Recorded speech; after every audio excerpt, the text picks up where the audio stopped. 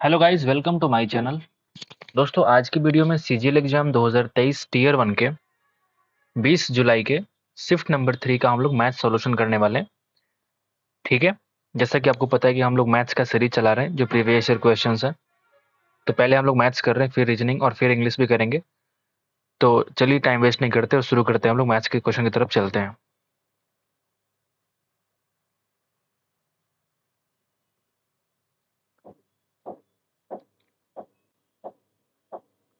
ठीक है, ये आपका पहला सवाल आ चुका है। अगर x माइनस एक्स की वैल्यू दे रखी है 2√2, तो आपसे क्या पूछता है कि x की पावर 6 माइनस 1/x की पावर 6 की वैल्यू क्या होगी। ठीक है, तो ये निकालने के बहुत सारे तरीके हो सकते हैं। ठीक है, आप चाहो तो ऐसे भी निकाल लो, एक्स क्यूब प्लस 1/x³ और आप मल्टीप्लाई कर सकते हो x³ माइनस 1/x³। ठीक है, तो आप इससे क्या निकाल लो, x प्लस 1/x निकालो पहले। तो कैसे निकाल पाएंगे, इसका स्क्वायर करके +4 करो। तो स्क्वायर किया, 2 दूना 4 गुना 2 8, 8 प्लस 4 12 का अंडर रूट। ये तुम्हारा वैल्यू किसका आ गया, x प्लस 1/x की वैल्यू आ गई। तो इस तरीके से हम x³ प्लस 1/x³ निकाल सकते हैं। बिल्कुल, आप इसका क्यूब करो और क्यूब करके इसी को आप माइनस कर दो 3 गुना। तो √12 कॉमन आ जाएगा। आप यहाँ 12 माइनस 3 यानी कि मैं कह सकता हूँ 9। अभी वैल्यू आ गई 9√12। तो मुझे एक बात पता है कि इसकी वैल्यू मुझे मिल चुकी है 9√12। अब मुझे इसका वैल्यू निकालना है। उल्टा लिख दिया मैंने, कोई बात नहीं।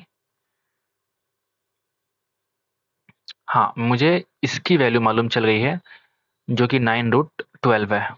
अब जरा इसको निकाल लेते हैं। तो इसको निकालने के लिए फिर आप इसमें लगा सकते हैं फार्मूला, या फिर आप इसको भी कर सकते हैं कि x³ माइनस 1/x³ अगर निकालना है तो इसका स्क्वायर करके, ठीक है, -4 कर लो और फिर आप अंडर रूट कर लो, चलेगा ना। तो ये कितना हो जाएगा बताओ। तो ये 9 गुना 9 81 गुना 12, 81 गुना 12 कितना हो जाएगा। तो आप बोलोगे 810 और 162 होगा ना। तो 972, राइट। और माइनस हमने 4 किया तो 968 हो जाएगा। इसकी वैल्यू कितनी आ गई, 968 का अंडर रूट। ठीक है, अब मैं जरा इसको फैक्टराइज कर लेता हूँ ताकि गुणा करने में आसानी हो जाए। ठीक है, तो आओ जरा देखते हैं। इसको मैं यहाँ पे मल्टीप्लाई करता हूँ 9 रूट सॉरी अंडर रूट 968। आओ जरा फैक्टराइज करते हैं 968 को। तो आप देखेंगे ये 2 से हो जाएगा 4, ये 8 और ये 4, राइट। फिर 2 से करोगे तो ये आपको पता है कि ये 22 का स्क्वायर है। तो मैं इसको लिख सकता हूँ कि 22 को बाहर निकाल लो और 2 को अंदर ही छोड़ दो। ठीक है, तो मैं इसको लिखूंगा 9, और ये आप देखोगे 4 गुना 3 मतलब 2 बाहर आ सकता है और √3 अंदर। ठीक वैसे ही ये 22 बाहर आ गया था और 2 अंदर रह चुका था। तो आप जरा देख लो इसको, अगर मैं गुणा करूं तो 9 गुना 2 18, 18 गुना 22 कितना होता है। तो आप देखेंगे 18 गुना 22, 18 दूना 36, 3, 18 दूना 36 और 3 कितना होता है 39, और √3 इंटू √2 कितना हो जाएगा √6। तो 396 √6 जो है इसका सवाल का आंसर हो गया। तो ये भी एक अच्छा सवाल है, थोड़ा कैलकुलेशन है बट कोई बात नहीं। इस तरह का सवाल एग्जाम में पूछे जाते हैं तो आप प्रैक्टिस कर सकते हो, ये बढ़िया सवाल है। स्टार्टिंग किया हम लोगों ने अच्छे सवाल से, आगे बढ़ते हैं हम लोग नेक्स्ट सवाल की तरफ चलते हैं। अगला सवाल बोलता है कि ये ट्रिग्नोमेट्री का सवाल है, इसका वैल्यू क्या होगा। तो ये सिंपल वैल्यू अगर आपको याद होगा तो आप फटाफट इसका आंसर निकाल सकते हैं। आप देखो जरा, 2/3 1060 का होता है √3, √3 का स्क्वायर किया हमने तो 3, तो हमने यहाँ पे 3 से मल्टीप्लाई कर दिया। ठीक है, बीच में आ गया प्लस। फिर देखो आप 3 इंटू ये कितना हो जाएगा cos स्क्वायर 30, cos 30 √3/2। तो √3 का स्क्वायर 3 और 2 का स्क्वायर 4, माइनस ये देखो आप 2 इंटू सेक 30 जो होता है वो cos 30 का उल्टा होता है। तो आप यहाँ पे इसको मल्टीप्लाई कर सकते हैं 4/3, माइनस 3/4 इंटू कॉट 60। जो कॉट 60 होता है वो tan 60 का अपोजिट होता है। tan 60 कितना था भाई, 3 था ना। तो उसका अपोजिट कर दो 1/3, राइट। आप 1/3 से यहाँ मल्टीप्लाई कर सकते हो। अब देखो जरा काटता हूँ मैं, 3 से 3 खत्म हो जाएगा, यहाँ पे 3 3 कटेगा नहीं, यहाँ पे भी नहीं कटेगा, लेकिन यहाँ पे फिर से कट जाएगा। मैं बोलूँगा 2 प्लस 9/4 माइनस 8/3 और माइनस 1/4। ठीक है, तो आप देखो 9/4 में से अगर 1/4 को माइनस करेंगे ना, तो ये 8/4 बनेगा, और 8/4 का मतलब होता है 2, तो 2 प्लस 2 कितना हो गया 4, और माइनस करो 8/3, यानी 4 गुणा 3 12, 12 माइनस 8 यानी कि 4/3, इसी को हम लोग बोलेंगे 1.33, 1.333 आते रहेगा, तो ये अप्रोक्सीमेट वैल्यू क्या हो जाएगा 1.33, और ये आपके सवाल का आंसर है, ऑप्शन नंबर 2 इस सवाल का आंसर हो जाएगा। आगे बढ़ते हैं, आसान सवाल था ये, वैल्यू पुटिंग था। आगे बढ़ते हैं, अगला सवाल ये आपका दे रखा है कि डिमांड और प्रोडक्शन दो चीजें हैं, बार ग्राफ का सवाल है। तो सवाल क्या पूछता है, यदि कंपनी एक्स के उत्पादन, एक्स की दर है, ये तुम्हारा कंपनी एक्स है, तो कंपनी एक्स का उत्पादन, अच्छा पहले ऊपर चलते हैं, उत्पादन कौन सा है, तो प्रोडक्शन, लाल वाला प्रोडक्शन है, उत्पादन, और ये तुम्हारा मांग है, ठीक है। तो सवाल क्या बोलता है कि अगर एक्स के उत्पादन का, वेयर इज एक्स, हाँ, एक्स के उत्पादन का, एक्स का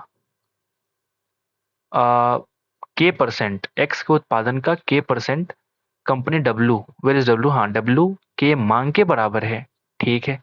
आपने बोला कि 800 का के परसेंट 400 के बराबर है, तो आपसे पूछा कि के का मान बताओ, सॉल्व करने की आवश्यकता नहीं है, 800 का आधा है 400, यानी मैं बोल सकता हूँ के की वैल्यू 50% है।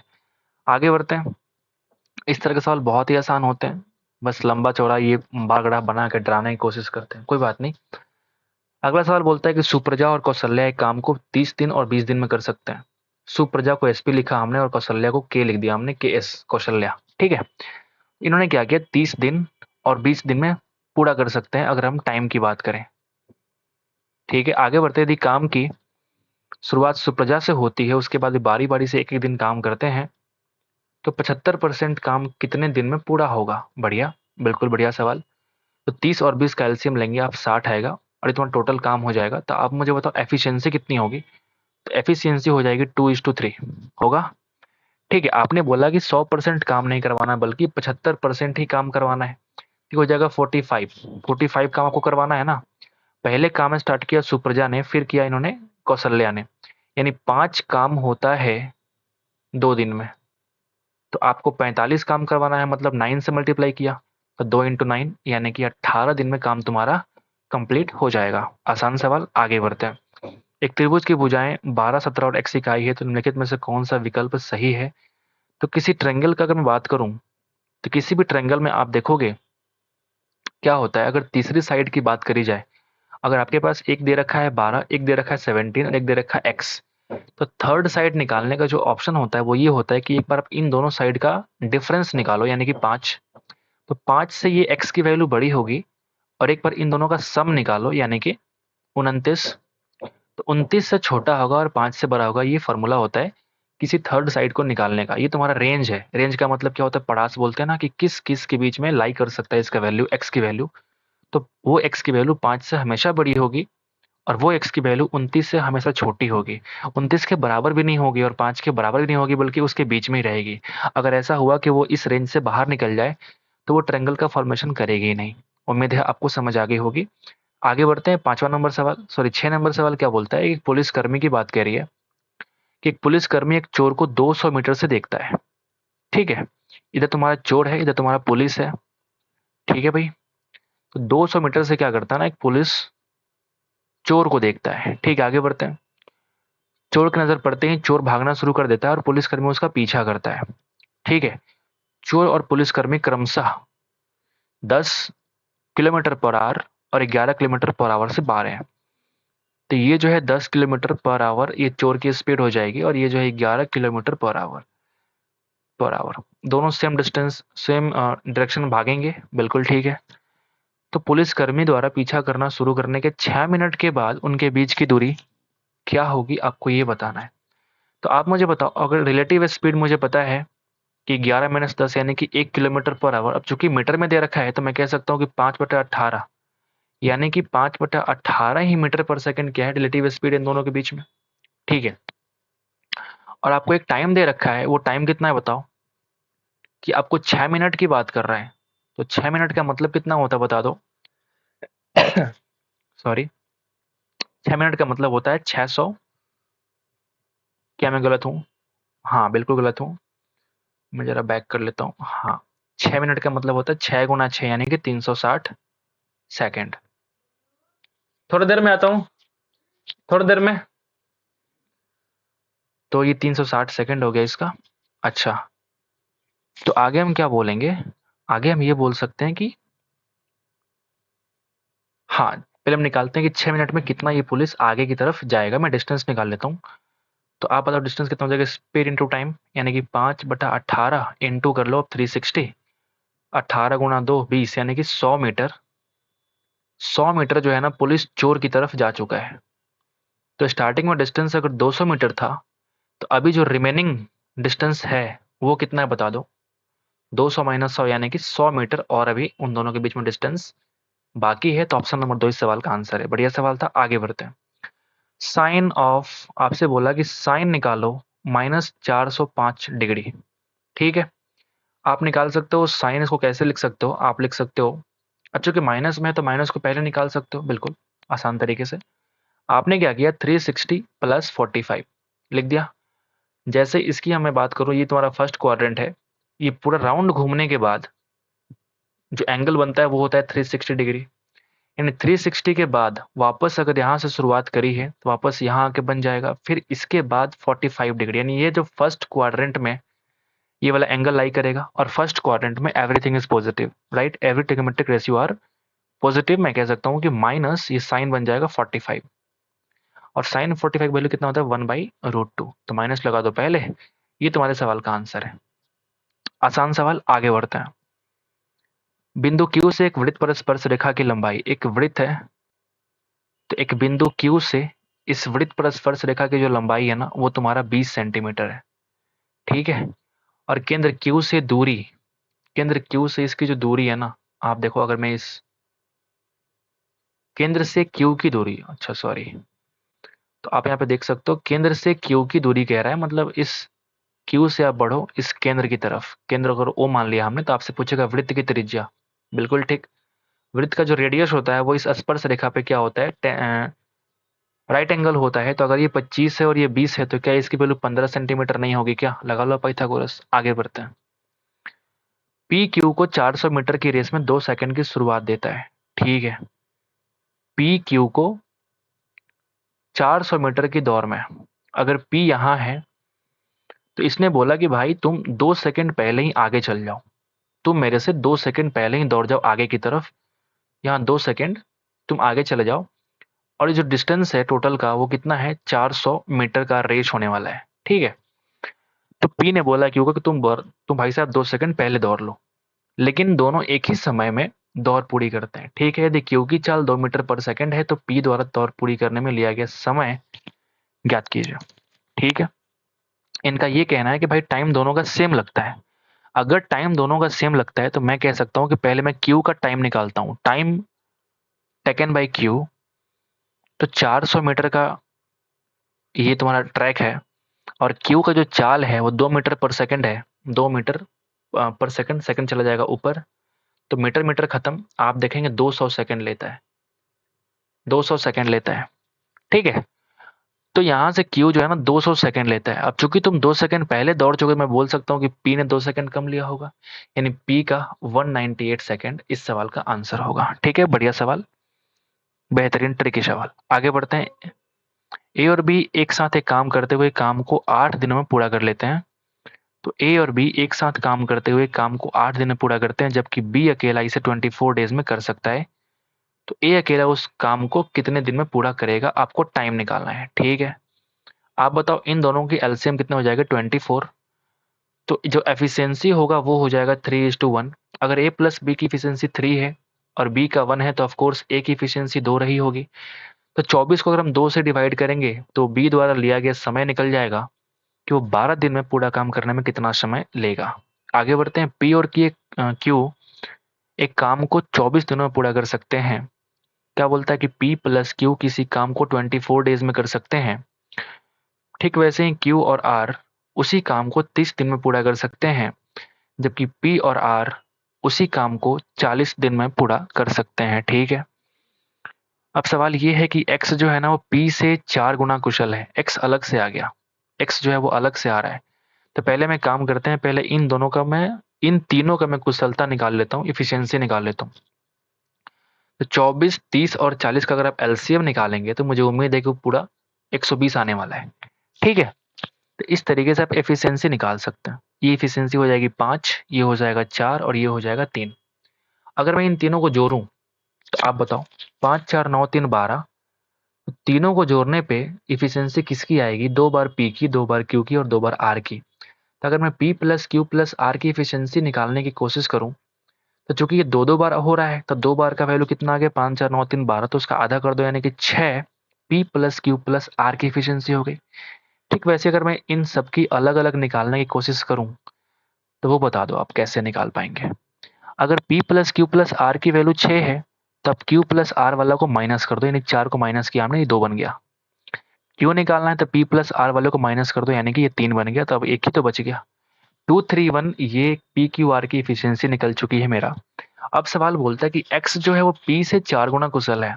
x जो है वो p से 4 गुना कुशल, 2 चौका 8। y जो है वो q से आधा कुशल, अगर q 3 है तो y जो है वो 1.5 होगा।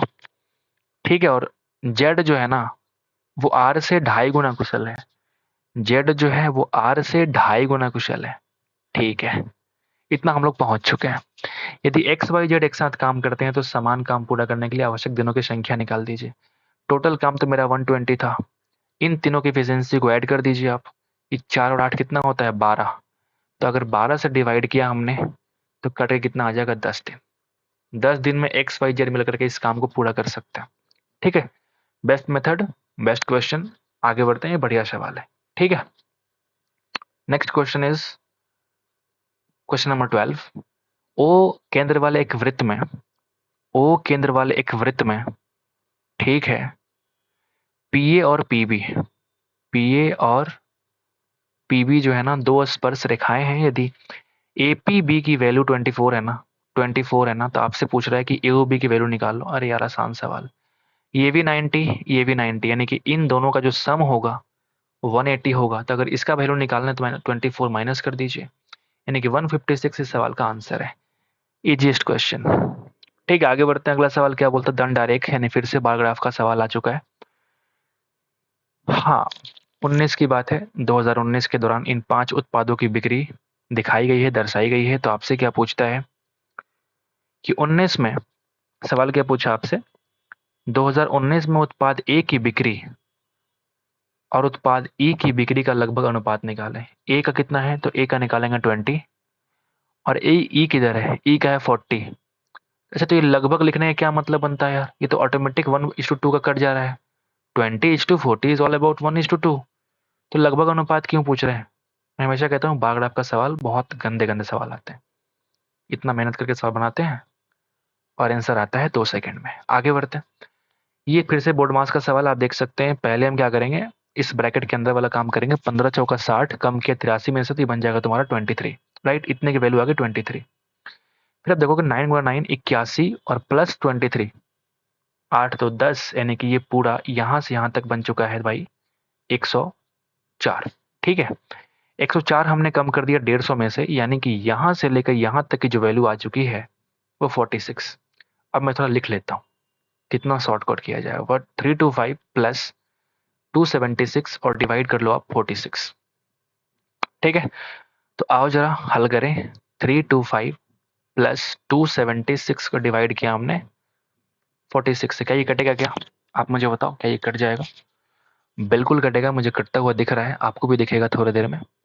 23 दूना 46, 23 से कम 1, 23 दूना, 23 से कम 23, 23 दूना 46। राइट, अच्छा पूरा पूरा 6 से कट रहा था। ठीक है, तो 325 और 6 कितना होता है? 331। और ये तुम्हारे सवाल का आसानी से आंसर आ चुका है। आगे बढ़ते, एक शंकु की त्रिज्या ऊंचाई यानी कि एल की वैल्यू दे रखी है कितना? 10 सेंटीमीटर और रेडियस दे रखा है भाई 6 सेंटीमीटर। तो शंकु का संपूर्ण पृष्ठीय क्षेत्रफल अगर आप देखें, शंकु का संपूर्ण पृष्ठीय क्षेत्रफल जो होता है आप देख सकते हैं, इसका वैल्यू होता है pi R L, curve surface area, और नीचे तुम्हारे पास पाई आर स्क्वायर है। तो संपूर्ण क्षेत्रफल निकालने के लिए pi R common, L plus R. बिल्कुल ठीक, आंसर पाई में नहीं, मतलब आपको गुणा भाग करना ही पड़ेगा। कोई बात नहीं, आगे देखते हैं जरा। 22/7, रेडियस कितना हो जाएगा? 6, और L प्लस आर कितना है 16, लगभग आपका आंसर आने वाला है। ये पहले आपसे कह चुका कि 3.14 ले लीजिए, ले लेते हैं, चलो भाई तुम ही खुश रहो। 3.14 इस 16 गुणा 6 यानी कि 96, 16 गुणा 6 यानी कि 96। तो आप देखोगे 96 गुणा 3 निकालना है पहले, तो 100 गुणा 3 300 होता, लेकिन 4 कम है, 4 3 12 कम करो, 288 तो आने वाला है। प्लस 96 का 0.14%, 0.14 कितना होता है बताओ? ये लगभग 1/7 के आसपास होता है, लगभग। लगभग आप देखोगे 14 7 98, तो 1/100 लगभग 1/7 के आसपास, थोड़ा प्लस आप मान सकते हैं, ठीक है, थोड़ा सा प्लस, नॉर्मल, ठीक है। तो अगर मैं 96 का 1/7 निकालूं तो कितना हो जाएगा बताओ? बताओ बताओ।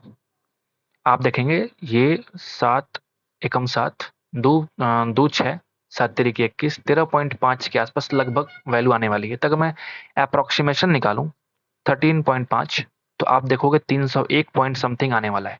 और 301 के प्लस में सिर्फ एक ही ऑप्शन है, ऑप्शन नंबर 1, जिसको हम टिक लगा के भागेंगे वहां से। चक्कर में ना पड़ेंगे हम कि गुना भाग करना है, कैलकुलेशन करना है, वरना फंस जाएंगे सवाल में और एग्जाम हॉल में, ठीक है। ये सवाल क्या बोलता है, आपको हल करना है, बेहद ही आसान सवाल है। आप दो कॉमन निकालो तो y प्लस 1/y की वैल्यू निकल जाएगी, और ये वैल्यू आएगी 7, यानी y प्लस 1/y वैल्यू की आ चुकी है 7/2। तो इसका वैल्यू निकालने के लिए मैं क्या करूंगा, तो आप देखेंगे 7/2 का आप स्क्वायर करो और -2 कर दो, यानी 49/4 -2, यानी कि 41/4 इस सवाल का आंसर है। बढ़िया सवाल, आसान सवाल। फिर केले की सवाल है। आपने क्या बोला सवाल में कि 50 दर्जन केलों का मूल्य 2400 रुपए है और प्रति केले परिवहन लागत 0.25 रुपीज है। तो एक जोड़ी केले का विक्रय मूल्य अगर 10 रुपया है तो लाभ प्रतिशत क्या है? यहाँ पे तुमने प्रति केले की बात करी, यहाँ पे तूने एक जोड़ी की बात करी, और यहाँ पे तुमने दर्जन की बात करी। वाह क्या बात है, ठीक है। तो मैं काम करता हूँ, एक एक का निकाल लेता हूँ, एक एक का निकाल लेता हूँ। आप मुझे बताओ, अगर 2400 रुपया 50 दर्जन का है, तो मैं कह सकता हूँ कि 50 से डिवाइड करने पे ये एक दर्जन केले का क्रय मूल्य है। बोलो बोलो। तो एक दर्जन का है ना, तो क्यों ना हम 1/12 से और डिवाइड कर देंगे, तो ये मुझे एक केले का सीपी मिल जाएगा। बोलो ये क्या है? सीपी ऑफ 1 केला, बोल सकता हूँ ना। तो आप मुझे बताओ, क्या ये 12 × 2 नहीं है? बिल्कुल है। अगर ये 200 हो गया पूरा, तो 50 × 4, यानी मैं कह सकता हूँ कि जो एक केले का जो सीपी है वो 4 रुपया है। आपने बोला कि एक केले का जो परिवहन लागत दिया आपने, वो तुमने कितना दे रखा है, +0.25, यानी परिवहन लागत भी सीपी में ही काउंट होगा, यानी 4.25 रुपीज आपने खर्च किया एक केले खरीदने में। एक जोड़ी को आपने बेचा 10 में, यानी एक केला को जो आपने बेचा है एसपी ऑफ 1 केला, वो आपने कह दिया कि 5 रुपया। तो आप बताओ कितने का प्रॉफिट है? तो आप कहेंगे 0.75 का आउट ऑफ 4.25, मल्टीप्लाई कर दो 100% से, दिस इज प्रॉफिट ऑफ 1 केला। अब ये प्रॉफिट आप एक केले में निकालो चाहे पर दर्जन से निकालो, सवाल का आंसर उतना ही आने वाला है, ठीक है। तो आप एक काम कर सकते हो, यहाँ पे के डेसिमल को डेसिमल से उड़ा लो, 25 तिया 75, 4 तिया 12, 1 13 से ये कट जाएगा, यानी 300/13%, 13 दूना 26। फिर तो गड़बड़ हो जाएगा भाई, मैंने काटा गड़बड़ तरीके से है, बिल्कुल मुझे समझ आया अभी। मेरा एक दिमाग रहता है ना ऑप्शन की तरफ, तो पता लग जाता है कि मैं कुछ तो गड़बड़ कर रहा हूँ, ठीक है। ये 13 से नहीं कटेगा, बल्कि आप देख सकते हैं 4 × 4 16, 17 से कटेगा, ठीक है। तो अब बताओ 300/17%, 17 एकम 17, तो ये बनेगा 13 और 0 130, 17 7 119, यानी कि 11, 17 6 102। तो मुझे ऑप्शन मैच करवाना है, ऑप्शन नंबर 1 इस सवाल का आंसर मैच हो चुका है, तो फिर आगे करने की आवश्यकता भी नहीं है, डेसिमल में आगे जाने की आवश्यकता बिल्कुल नहीं है। तो एक किलो के बेचने में इसको 17.6% प्रॉफिट हो रहा है, तो ये अच्छा प्रॉफिट माना जाएगा, ठीक है, दुकानदार पॉइंट ऑफ व्यू से, ठीक है।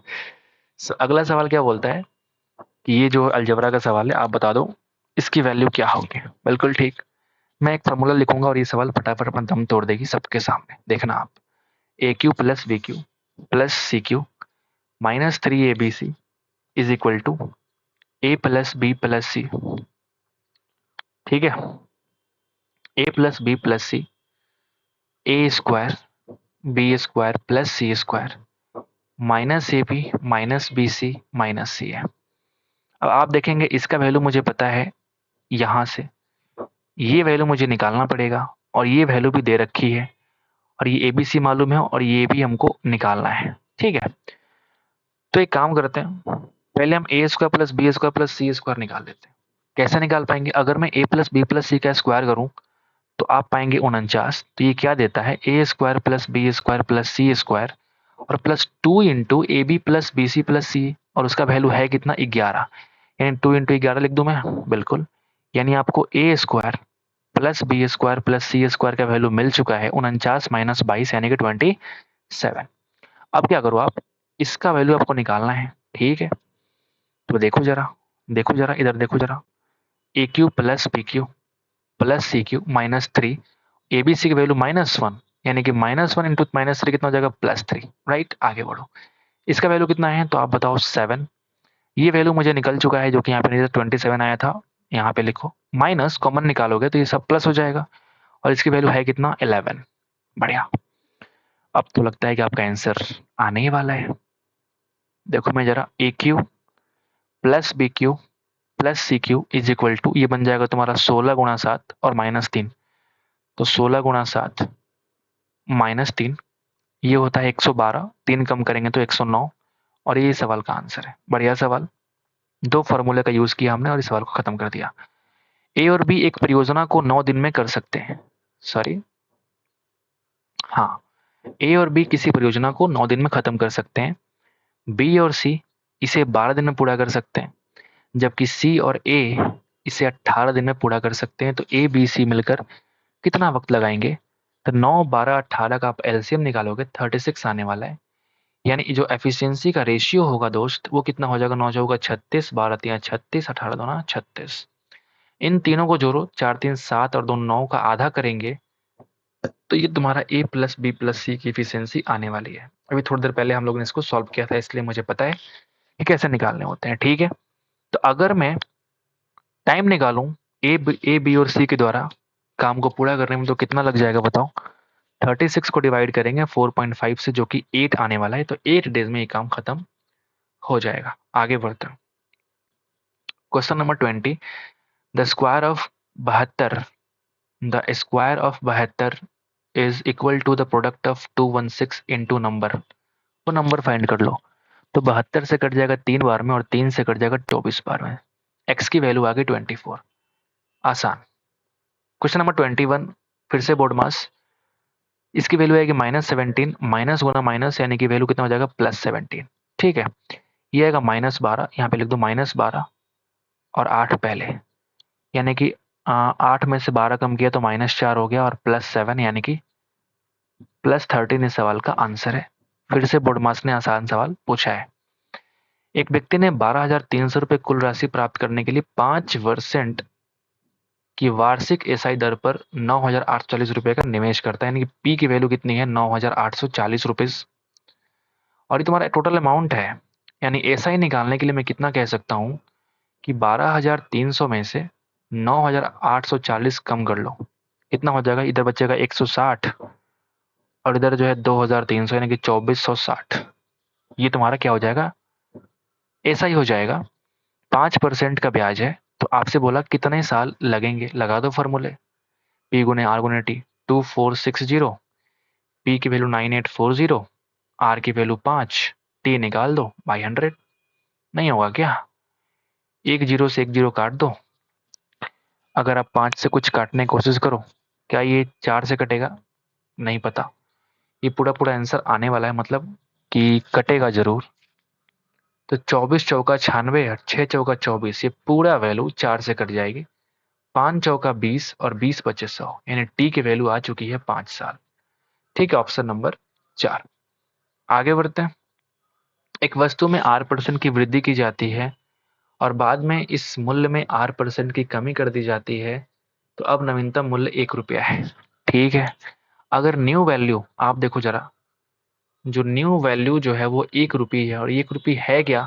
तो पहले R% बढ़ाया गया, फिर R% कम कर दिया गया। तो प्रारंभिक बिंदु कितना था आप बताओ? अगर मैं कहूँ आपसे कि एक जो है R% कम किया गया, मतलब 100 माइनस R% इनटू 100%, लेकिन फिर याद आएगा नहीं, इसको तो R% बढ़ाया भी गया था, यानी ये वैल्यू आप कह सकते हो कि 100 प्लस R के बराबर है, तो 100 की वैल्यू निकालो। बोलिए ना, समझ आएगी नहीं आया? पहले हमने कम कर दिया, फिर हमने बढ़ा दिया, तो आप देखेंगे 100 गुणा 100 कितना हो जाएगा, 10,000। और नीचे आप देखो a माइनस बी और a प्लस बी, यानी कि a square minus B square. बढ़िया सवाल, ट्रिकी सवाल है, इसलिए टेंशन लेने की आवश्यकता आपको बिल्कुल नहीं है। आगे बढ़ते हैं। क्यू नहीं, थीटा है। थीटा के सभी मानों के लिए इसका अधिकतम मान क्या हो सकता है? ठीक है, तो इसका अधिकतम मान निकालने के लिए आप थीटा की वैल्यू ट्राई कर सकते हैं, बिल्कुल। तो आप देखेंगे कॉस और साइन की जब भी बात करोगे, तो मैक्सिमम वैल्यू जब भी आएगी तो 0 पे आ सकती है या फिर 90 डिग्री पे आ सकती है। अगर आप इस तरीके से सॉल्व करोगे, बहुत लंबा सॉल्यूशन मिलेगा इसका। ठीक है, तो आप एक काम करो, फर्स्ट केस में क्या करो, 0 पटक दो यहाँ पे, तो साइन 0 0, कॉस 0 1, इसकी वैल्यू आ जाएगी 1। अगर मैं 90 रखता हूँ तो कॉस साइन 90 की वैल्यू 1, 1 की पावर 12 यानी कि 1, और ये प्लस 0। तो दोनों ही केस में क्या आता है, वैल्यू 1 आती है, यानी तो ऑप्शन नंबर 3 इज करेक्ट, कि जिसका मैक्सिमम वैल्यू होने वाला है थीटा के हर मान के लिए, वो क्या हो जाएगा, 1। उम्मीद करते हैं समझ में आ गई होगी। आगे बढ़ते हैं, अगला सवाल क्या बोलता है, लास्ट सवाल, और थोड़ा लंबा चौड़ा सवाल, कोई बात नहीं, ट्राई करते हैं। एक एक रिटेलर है 92,000 अंकित मूल्य के एक एयर कंडीशनर को बेचने के लिए 30% छूट की घोषणा करता है। एयर कंडीशनर का जो क्रय मूल्य अंकित मूल्य से 70% कम है। ठीक है, ये तुम्हारा अंकित मूल्य है, मैं पहले लिखता हूँ क्योंकि इतना लंबा बार बार कौन पढ़ेगा। 92,000 रुपये MP है। आपने क्या बोला कि जो क्रय मूल्य है ना, जो CP है तुम्हारा, वो 70%, इसका तुम्हारा क्या है, 70% इसका है। आपने बोला डिस्काउंट कितना देना है, 30% डिस्काउंट देना है। डिस्काउंट देगा तुम्हारा 30%, ये भी ठीक है। यदि खरीदार खुदरा विक्रेता के स्टोर का अपना सदस्यता कार्ड प्रस्तुत करता है तो 20% की एक्स्ट्रा छूट दे सकता है। ठीक है, सदस्यता कार्ड योजना के द्वारा के साथ खुदरा विक्रेता का लाभ, खुदरा विक्रेता के लाभ का कितना प्रतिशत है? ठीक है जी, बिल्कुल ठीक है, समझ गए हम। अच्छा एक बात बताओ, अगर अगर मान लो MP तुम्हारा 100% हुआ, मैं इस वैल्यू को थोड़ी देर के लिए हटाता हूँ, मैं इस वैल्यू को थोड़ी देर के लिए भूल जाता हूँ, तो अगर MP 100% हुआ तो उसका 70% CP हुआ, और इसी का 30% आपको डिस्काउंट देना है, तब तो ये एक बार डिस्काउंट कितना दिया आपने, 30% का क्रय मूल्य अंकित मूल्य से 70% कम है। अच्छा सॉरी सॉरी, मुझसे गलती हो गई, एक बार छोटी सी मिस्टेक है। अगर 70% कम है, इसका मतलब CP की वैल्यू कितनी होगी, 30%। बहुत बढ़िया, बहुत बढ़िया, बहुत बढ़िया। यानी अगर डिस्काउंट तुमने 30% दे रखा है, जो SP1 है वो तुम्हारा कितना है, 70%। इस वैल्यू के 70% पे सेल कर रहा है, जब डिस्काउंट तुम्हारा 30% है। और जब डिस्काउंट, एक्स्ट्रा डिस्काउंट दे रहे हो तुम 20% का, 20% का आपने एक्स्ट्रा डिस्काउंट दे दिया है, तो इसका 20% और कम करना पड़ेगा, यानी कि SP2 जो बनने वाला है वो 70 माइनस 7 गुणा 2 14, यानी कि 56%। तो सवाल क्या पूछता है कि अगर CP तुम्हारा 30% है, तो SP1 वाले केस में जो प्रॉफिट होगा, यानी प्रॉफिट 1 में कह रहा हूं, वो कितना होगा बताओ, 30, यानी कि ये तुम्हारा जो एक्स्ट्रा प्रॉफिट हो रहा है वो कितना हो रहा है बताओ।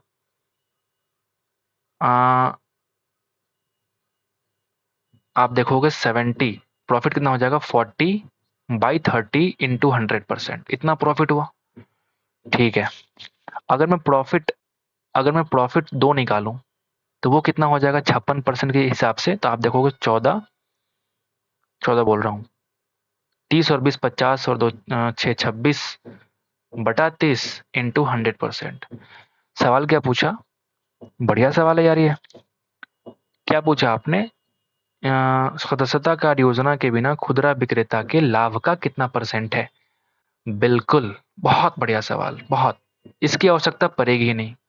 कितना परसेंटेज आपसे पूछ लिया है, ठीक है सॉल्व करते हैं इसको। आपसे पूछा कि ये वाली वैल्यू इसका कितना परसेंट है, बहुत बढ़िया बहुत बढ़िया। तो परसेंटेज निकालने के लिए गुणा भाग करना पड़ेगा। ठीक है देख लेते हैं, आओ जरा करते हैं काम तमाम इस सवाल का। तो ऊपर क्या करेंगे, 26/30 इंटू 100%, डिवाइड कर लो आप 40/30 इंटू 100% और इंटू 100%। क्लियर है, परसेंटेज का परसेंटेज पूछ लिया आपसे, करते रहिए काट पीट। 100 खत्म, 30 से 30 खत्म। आप देखेंगे इधर बचेगा 13, इधर बचेगा 20। 20 से काटोगे 5 बार में, यानी 13 × 5 यानी कि 65% इस सवाल का आंसर है। बहुत ही बेहतरीन सवाल से हम लोगों ने इस शिफ्ट को खत्म किया है, बहुत बढ़िया सवाल। ये 92,000 सिर्फ कंफ्यूज ये आने के लिए आपको दिया गया है, सिर्फ कंफ्यूज करने के लिए दिया गया है, बिल्कुल ही इसका इस्तेमाल आपको नहीं करना है, क्योंकि सवाल भी सब कुछ परसेंटेज में दे रखा है और जो पूछ रहा है किसका कितना परसेंट है, परसेंट के सवाल में आपको एक्चुअल वैल्यू का मतलब नहीं होता। तो बहुत ही बढ़िया सवाल हम लोगों ने आज खत्म कर दिया। तो उम्मीद करते हैं कि आपको समझ में आया होगा। अगर आपको अच्छा लगे तो एक बार लाइक करना दोस्तों। So thank you so much for watching the video. Thank you so much, take care.